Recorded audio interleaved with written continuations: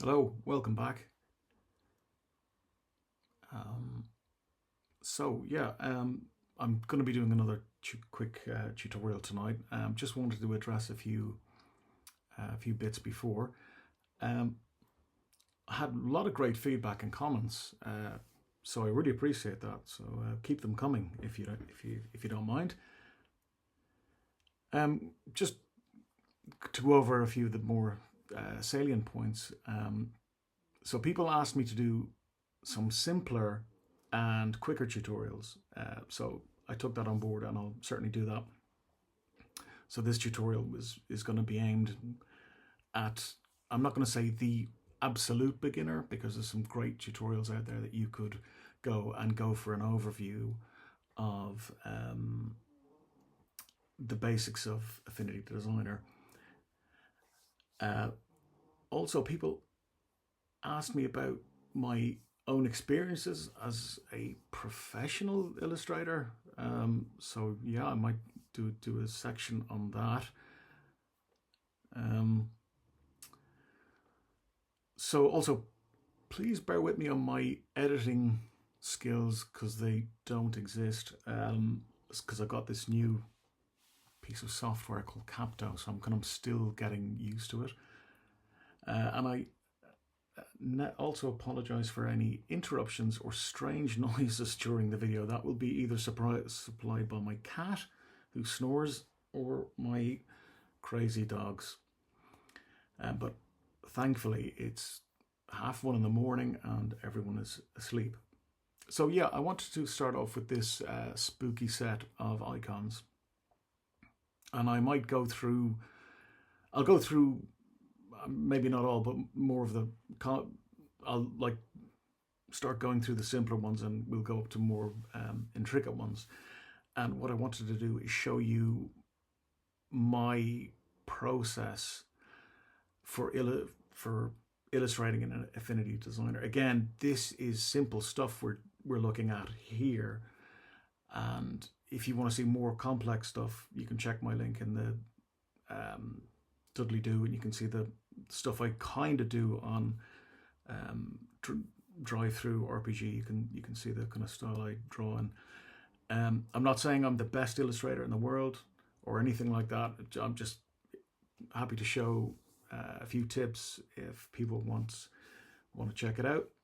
So I'm going to begin here. There's a set that I have roughly uh, worked on that I'll probably upload to stock sites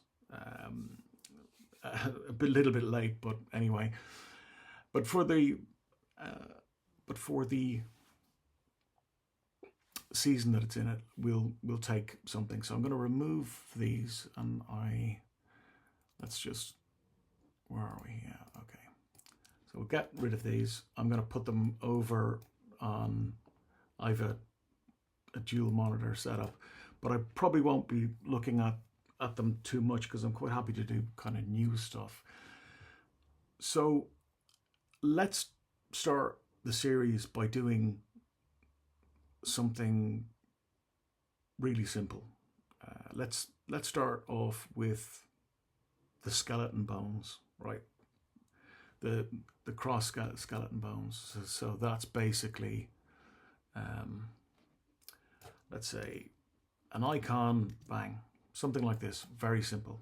Okay, so we'll delete that for now.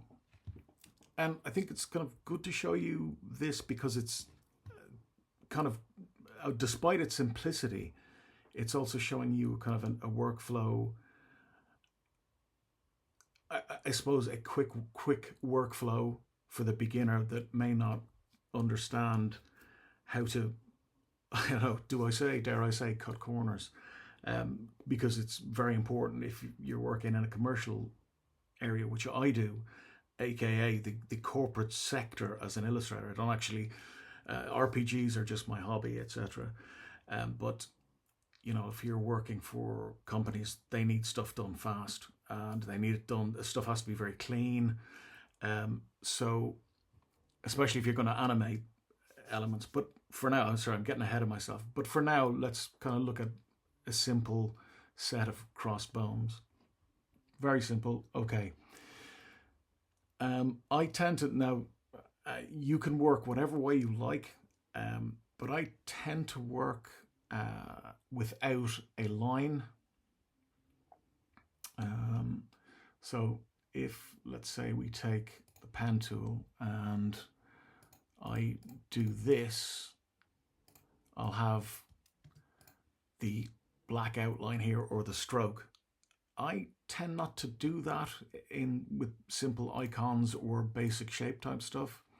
So up here, I'll select the stroke and I'm just going to get rid of it. And I'm going to just hit the color. So now I'm only interested in the color here. Let's get rid of that for a sec. So if we're going to start drawing bones, the thing is, when you're drawing anything, there's usually multiple ways.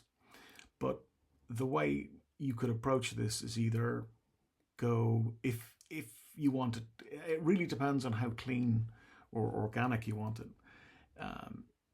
So I'll show you a couple of ways. First, you can select your pen tool, as I did a moment ago, and we can literally just create some nodes and get something like this. So we have our basic outline. I'm going to fill it again by just going here, and so we have this rather buckety looking bone. Now you might want that kind of sharp edge bone, so there's nothing wrong with that, but this is just too weird. So go in, double click, and I'm going to just, I could even here, let's say down here it's a little bit of a right angle, I could just double click, add another node. You can add as many nodes as you want to increase the resolution, if you will, of your drawing. So yeah, let's position them something like this. And we have our still rather clunky looking bone. Again, we can add more to round it out a bit. Still looks quite clunky, but it really depends on the style you're after. So you could double click, of course, select all your nodes like so. So they're all selected except, well, all the ones on curve, and we can go up here to the convert, and I can convert these nodes to smart nodes, and automatically when you do that, you end up smoothing out your nodes, so you've got a nice bone structure now all of a sudden. Easy peasy. Now I could, of course, repeat the process, but wouldn't it be easier if I just did this, hold the object down, select it, and hold down, Option, and now we've got a copy. And I can go up here to my my control tools, and I can flip horizontal, and I can just move it in here. So we have a kind of perfect bone. If I wanted it a little bit different, I could flip it to give a slight variation. Let's have a look. So I have to kind of zoom in, and there we have our bone.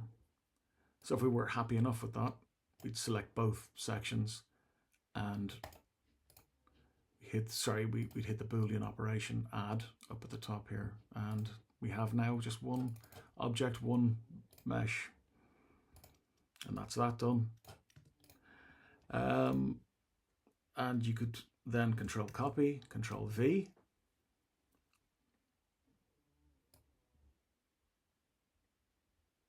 and you can move your copy. I'd probably flip that for variance, and you could, let's see, hold down Shift to constrain it, and now you have your very simple, organic looking crossbone icon for Halloween. So easy enough. We could This is a silhouette, so you don't really need much detail. But you can always do some extra stuff if you want to. I mean, if you want to make it more organic looking, you would. I'm getting rid of some of these nodes, and I would just bend this in a bit more. I'll get rid of that node as well. So now we have it's more cartoony. We have this inward bow. We could also, if we wanted to, even though this is a silhouette, but if we wanted to add some extra detail to give it some kind of form, we could, let's say, I'll use the pen tool again, but I would probably use the pencil tool, but I'll talk about that in a sec. So we'll just create something here like this. Again, it's invisible until I fill it. We'll fill it with red, just so you can see. Oops. You can see the. Now, if I select it, fill it with white, we have this kind of form that we can actually see compared to the white background, and we can alter it so it's. I might put a little bit of a bend on it, smooth it out here, bring that out, so now it looks even more kind of, tidier. And here I could do the same thing, because although like you're kind of moving slightly away from silhouettes, because you're actually all of a sudden giving them kind of form, which silhouettes, flat silhouettes tend not to have. But it is kind of a stylistic choice.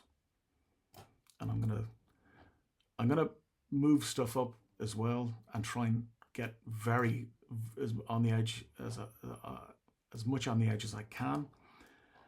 Because if I don't do that and I then perform a Boolean operation, let's do that actually for the laugh. So for a start, there's our nice little cutouts. This I think could be a bit longer maybe. Don't know if you can hear that cat snoring in the background. So, okay, we have our nice little cutouts. I'm just going to copy that for 1 second. You'll see why I'm doing that. And what we can do now is I'm just going to turn them red so you can see for the Boolean operation. I'm going to select these two. Yeah. I'm going to add them because I'm going to make them one object. So they're both now connected.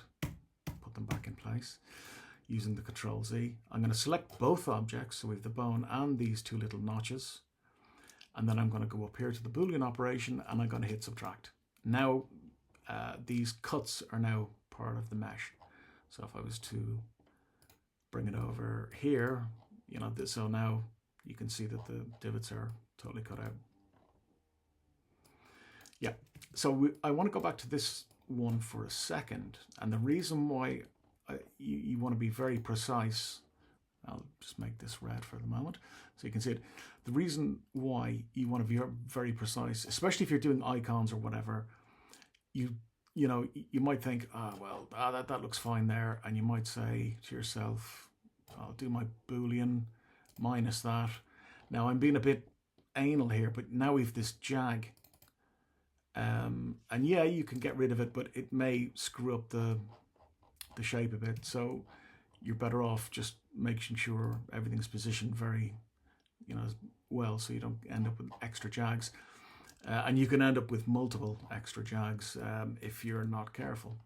Again, depending on your style, it may not be important at all. Other areas we could also highlight even part of the bone as well. Follow the shape a bit. Okay, then I'm going to select the white, and then we have now, not sure about that. Sometimes if you leave this very tapered, it can look what we used to call hairy. It just kind of looks very alazed. So I would tend to kind of bring it out a bit so it doesn't look quite so sharp. So it doesn't look It keeps its detail. You can also put stuff. I mean, we're not trying to go for anything too accurate. We can.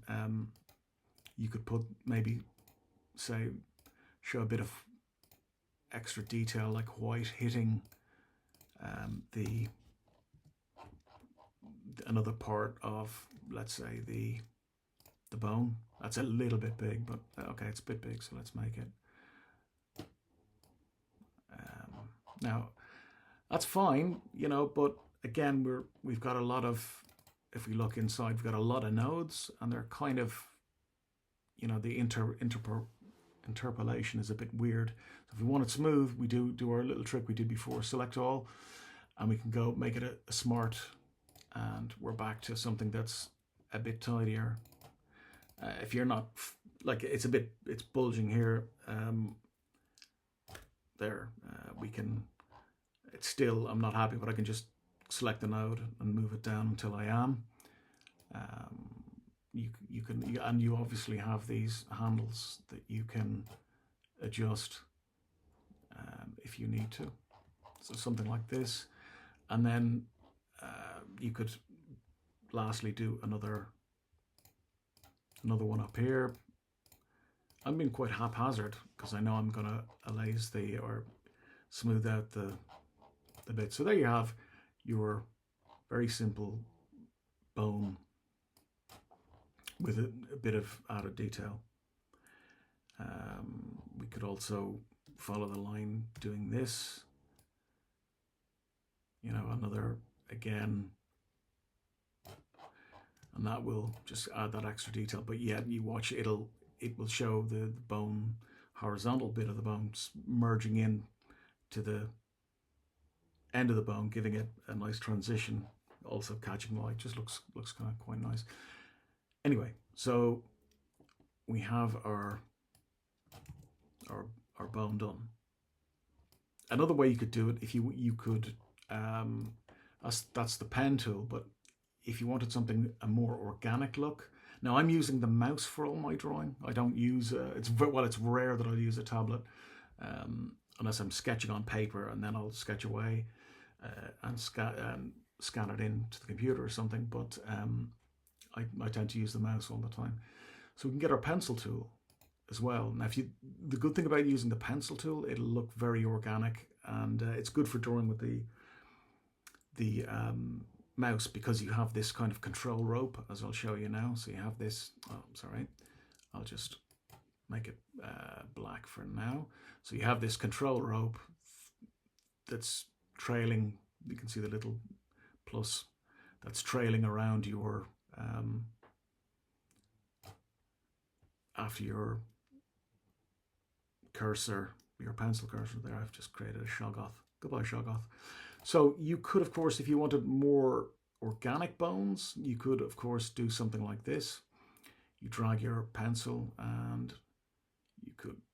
you can get, okay, that's a bit weird, but you can get more kind of comical or cartoony type bones, and then of course you can adjust them as well. I mean, that's crazy looking, that lower section, and it's still pretty clean, the mesh. Yeah. Now there's not a whole lot of scope for this curve here, so I could just add in another one here.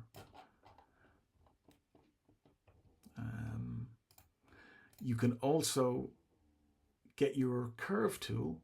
I use this a lot. And the shortcut is C. Get the curve tool, because if you want this to blend more, as it would with an organic object, you select your node and just move it forward, and you can blend as much as you'd like. So that looks quite nice there. You can smooth out. There's a bit of a like harsh corner there. I'm still on the corner tool, so I can smooth that out. That's a lot nicer. Again, I'll do the same thing here. You can also, oh, now that's interesting. Sometimes I've noticed that it is allowing me to go further. sometimes it can, yeah, it's only allowing me to go that far, and really I should be able to go a lot further. So we can simply fix that by making our own. We're changing the mesh. So sometimes Affinity Designer does that. I have no idea why. So what I'm going to do is I've just created a square piece of rectangle, and I'm just going to put it here. Let's make it. And you'll notice that I'm not trying to, if I want to keep the mesh clean, especially if I'm kind of altering it. I'm not gonna I'm gonna make sure that it goes beyond the intersection here. If I left it here too close, it would give me jags. But if I do this, so you can see this space on either end. If I do this now and I select both, and we perform a boolean by add, now what we have is a nice slope added to the mesh. I can double click that and I can just get this nice curvature, which for some reason I can't do with the curve tool. It doesn't always happen, but it seems to be a flaw in Affinity Designer. If anyone has any knowledge why that happens, or how you can fix it, please do tell me, because I'm always trying to learn as well. So there we have our kind of other slightly more organic looking bone. Oh, yeah. And again, that's it. I'll go for the corner tool here. No, can't.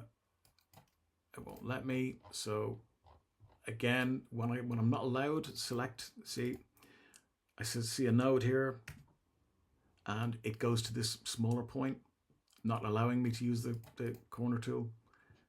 Again, that seems to happen quite regularly, but I presume it's between some iteration of corners, and that you can't keep going. Again, if anyone has a solution, please tell me.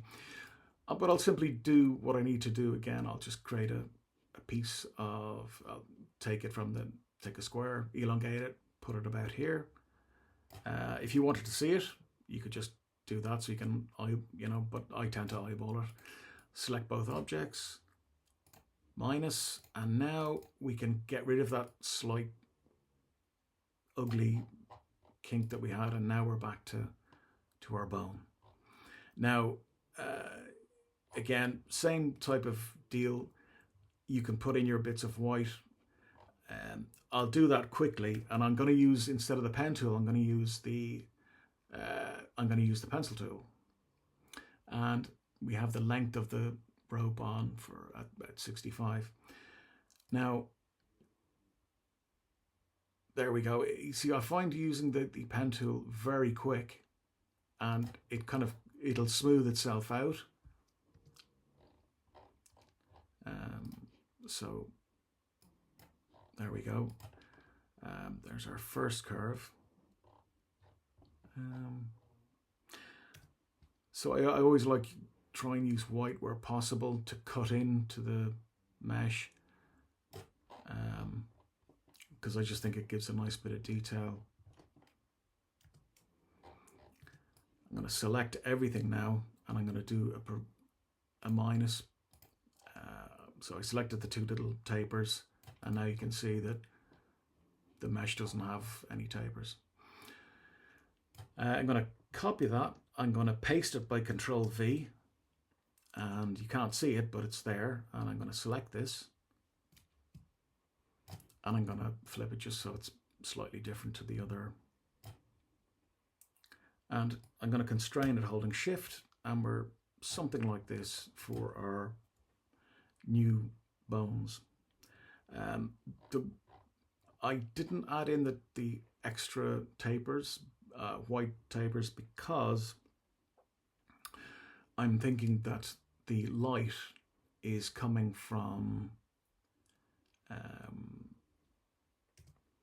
the light would be coming from here. I always tend to do kind of forgive my dubious yellow arrow, but that's to symbolize the light would be hitting. So I would probably do I start putting in some highlight curves like this. Just now, you probably don't need to do this, and it doesn't have to be totally accurate. But I just like to give silhouettes a bit of detail, and the light would be kind of hitting this side. You could even have a bit here because the light would kind of catch this bit that protrudes out, and you have this. Now, so another way I like to select stuff, and again, this is a beginner tip. I'll select everything. I want to select each of these new white taper highlights. So yeah, I can do this. I can select it, shift click, shift click, shift click, shift click, shift click. So yes, I have them all done, but I find a little bit too slow. Instead of that, I can basically just select everything, hold down shift and deselect the two bones, and now you can see that I have the white taper selected. I want to change them to white, and now we have our cartoony bones,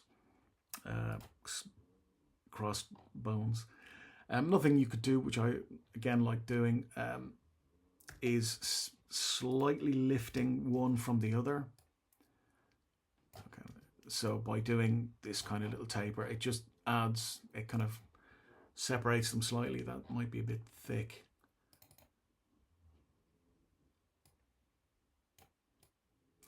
So, I mean, when I'm selling stuff on stock sites like iStock, Shutterstock, or whatever, you really want everything.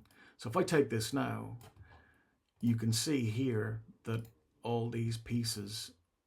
So if someone was to take this now and put it on, let's say, a yellow background, all these pieces would be white. That is not something we want. So let's do our trick again. Select everything, deselect our two main bones. So now I've just got the taper selected. I'm going to join them. You don't have to, but it tends to work better if you do. And I'm going to join the two bones because I'm happy with that position. If you're, so we know if I join them now, we're happy enough with that. And I can just select that or deselect that one, or sorry, I'm getting muddled here. I can select both, and I can just go a subtract operation, Boolean operation, and now you can see all our tapers are see-through. So let's say Bubba Hotep decides to buy our bit of stock art or whatever and wants to put it on his yellow background. Oops. There we have it. So that will go on any background now once you export that as a transparent PNG. Yeah, so that's the skull and crossbones done. Again, it's a little bit longer tutorial, but I was kind of going into a couple of different methods. If you have any questions or comments or feedback on this particular tutorial, drop me a line. So I'll probably do another few on this set, and then leading up to the more complex one, which is, I suppose, so where are we? Come here, you. Sorry, just pull them up, pull it over, boom. So to something like this, and how I approach it without really much of a structure. I just kind of eyeballed it along the way. So yeah, thanks a million for taking a look at this, and yeah, drop me any comments or feedback. Yeah, and if you could subscribe if you think you like this type of stuff, I'm going to be doing a lot more of it. So again, take care. Thanks.